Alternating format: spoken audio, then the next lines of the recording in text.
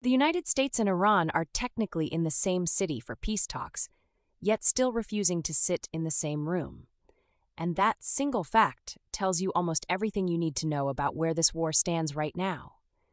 Tehran is demanding the lifting of a U.S. port blockade before any direct diplomacy can begin, while American envoys Witkoff and Kushner touch down in Islamabad with their mandate, and apparently not much more.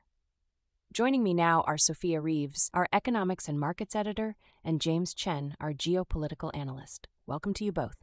Thank you, Emma. And look, I think the port blockade issue is really the heart of this story. It's not a side condition, it's the whole ballgame right now. Iran's economy runs on maritime trade, and Washington knows that lifting that pressure before talks even start means giving up one of its most powerful pieces of leverage essentially for free. From a strategic standpoint, the U.S. position is defensible. You don't surrender your strongest card before you've sat down. But here's what worries me.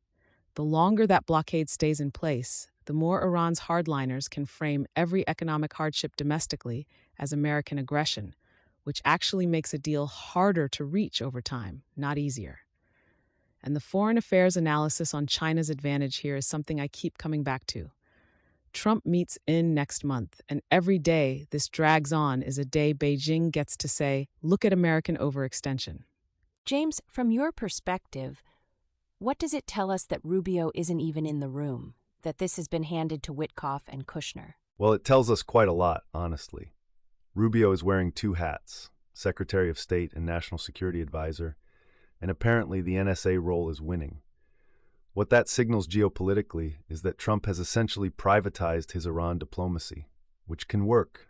It's worked in small doses before, but it also means there's no institutional State Department architecture backing these talks up.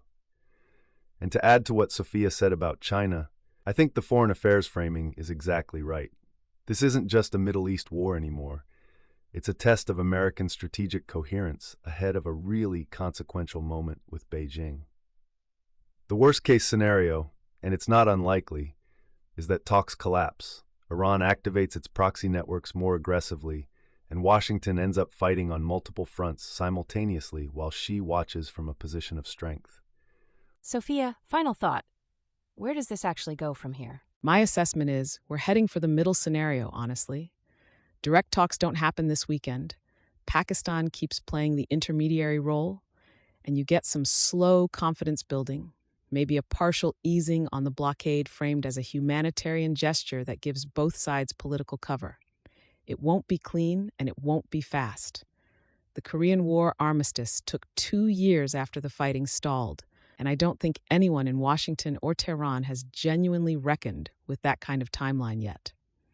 What concerns me most is that the window to get ahead of the China dynamic is closing, and neither side seems in enough pain right now to make the concessions a real deal would require. Thank you both. Sophia, James, really valuable perspective. Appreciate it.